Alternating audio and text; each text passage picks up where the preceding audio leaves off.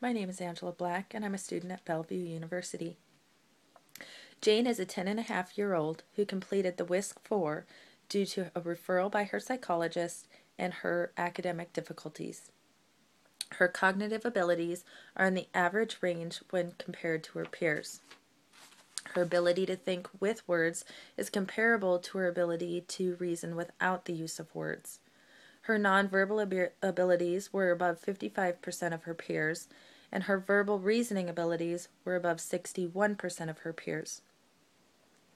Jane's working memory abilities were low average range, above only 18% of her peers.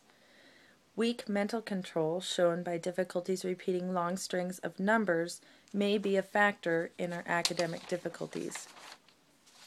Jane's speed of processing abilities were in the average range, above 27% of her peers. Processing visual material quickly was poor when compared to verbal abilities.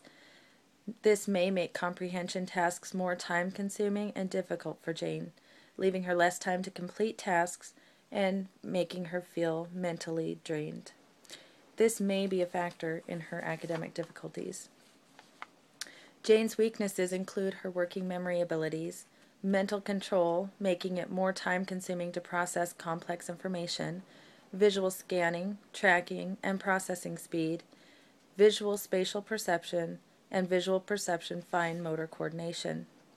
Jane's strengths were shown through her high performance on arithmetic subtests and her best performance on nonverbal reasoning.